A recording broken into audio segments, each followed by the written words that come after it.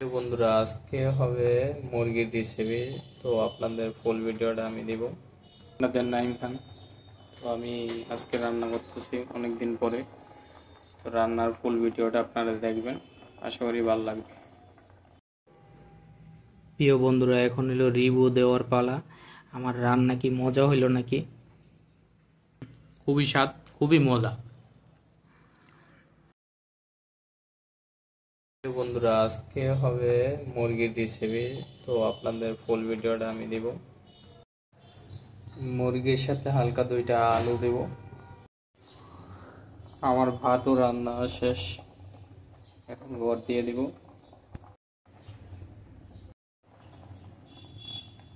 এই তো আপনাদের নাইম খান। তো আমি আজকে রান্না করতেছি অনেক দিন পরে। তো রান্নার ফুল ভিডিওটা আপনারা দেখবেন, আশা করি ভালো লাগবে।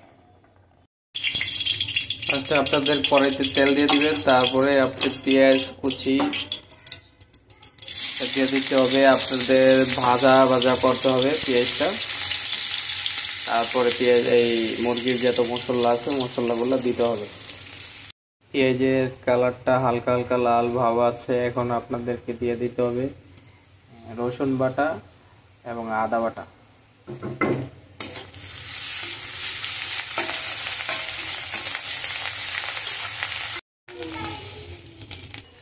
এখন দিয়ে দিতে হবে 1 চামচ হলুদের গুঁড়া। তারপরে দিতে হবে আধা চামচ মরিচের গুঁড়া। তারপর দিতে হবে আপনাদের দারচিনি এলাচি। তারপরে এর ভিতরে দিয়ে দিতে হবে হালকা একটু পানি। দিয়ে একটু হালকা হালকা লাড়া দিতে হবে। দেখেন তরকারিটার কালারটা এসে পড়েছে, পুরোপুরি তরকারির কালার এসে পড়েছে। আপনাদের এখন দিয়ে দিতে হবে মাংসটা দেওয়ার পরে মাংসটা ভালো করে কষাতে হবে 10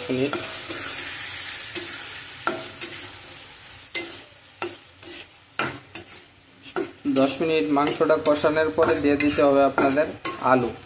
তো আমি আলু খাবো দেখে আমি 2টা আলু দিব। তো এই 2টা আলু দিয়ে দিব একটু পরে, কষানোর পরে। তো আপনারা যদি আলু না খান তাহলে আলু না দিবেন, কোনো সমস্যা নেই। তো আলুটা দিলে কি মাংসর সাথে সাথে আলুটাও আমাদের একটু তরকারিটা একটু বেশি হইল, এটুকুই। তো 10 মিনিট পরে আবার ফিরে আসলাম। এখন দিয়ে দিব আলুটাও আমি ভালো করে কষাই নেব। আমি 2টা আলু দিয়ে দিচ্ছি। এখন আলুটারে আমি 5 মিনিট কষাই নেব, তারপরে আবার ফিরে আসতেছি। এর মাংস আলু সিদ্ধ হওয়ার পরে দিয়ে দিতে হবে পানির পরিমাণ অল্প দিলেই হবে, মাংসটা যে সিদ্ধ হয়। তো আমি মাংসটা সিদ্ধ করার জন্য 15 মিনিট আবার পরে আসতেছি। আমার কিন্তু আজকের মুরগির রান্না শেষ, একবারে লাস্ট পর্যন্ত। আমার কিন্তু আজকে মুরগি রান্না করা শেষ। তো দেখেন মুরগির লাস্ট একবার কালারটা খুবই ভালো লাগতেছে। তো এটা টেস্টটাও ভালো হবে আশা করি। তো ফাইনালি আমার মুরগি রান্না করা শেষ। তো আমি ঝোল কম খাই, এজন্য ঝোল কম রাখছি। তো আপনারা ঝোল বেশি খাইলে আপনারা ঝোল রাখতে পারেন, তাতে সমস্যা নেই। প্রিয় বন্ধুরা, এখন হলো রিভিউ দেওয়ার পালা। আমার রান্না কি মজা হইল নাকি?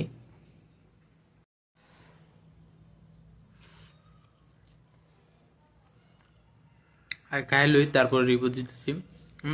খুবই স্বাদ, খুবই মজা।